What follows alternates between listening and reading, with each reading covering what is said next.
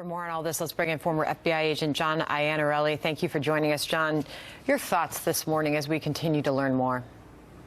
Well, in the world of cyber and the FBI, they're going to be digging deeply into all his social media and any writings he may have had at his computer. I think we're going to see a lot of things that could have telegraphed what possibly could occur. And it's important for the public to realize when you see these sort of things, this is the type of information to bring forth and let the authorities know. These are some of the pictures we're showing our audience right now that were grabbed from some of his social media accounts. He was clearly advertising the fact that he had gotten control and ownership of multiple guns and was making that very clear to those who followed him. And these are just some of the pictures, and we know that he posted pictures of targets that he was clearly practicing on and advertising that to those who followed him on social media. Some of the gruesome things that he actually said about what he wanted to do with those guns is why authorities this morning are calling those posts very, very disturbing. Why was this not enough of a red flag? Well, it was a red flag. I think the problem is that a lot of people don't realize that they have to act. They can't leave it up to somebody else.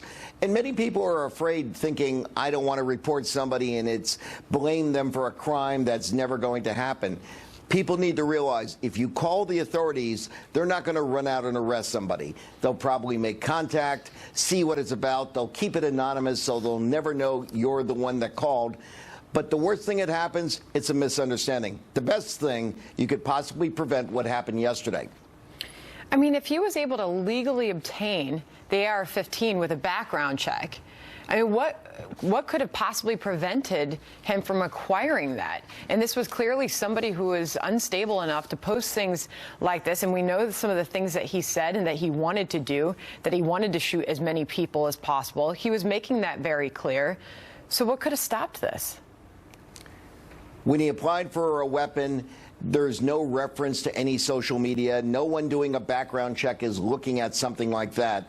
But the people who are seeing his social media, if they brought it to the attention of the authorities and things like this in the future, if people do so, the authorities could perhaps intervene, contact with law enforcement. Perhaps law enforcement might have referred this person for psychiatric attention, or perhaps they would have discovered elements of preparation of a crime. Anything to try to intervene before this occurs again. Police say he was armed with multiple magazines and at least the one AR-15 that we're talking about, or AR-15 style rifle. We know that in these multiple social media posts, he's shown brandishing a pistol that appears to be this type of gun, a BB gun. In other pictures, he's covering his face with a handkerchief, a black one, brandishing long knives in some of these photos. What changes, based on your experience, could be made as we look into the future and try to prevent things like this, tragic circumstances like this from happening again? People want to talk about gun control, and perhaps there are issues to be addressed there. But this is also a mental health problem, and we have to make sure that we have the resources that are available. That's the one thing we're lacking in this country, the ability for law enforcement, friends, family to intervene. This is a troubled person who needed psychiatric care. Was that available to him? Probably not.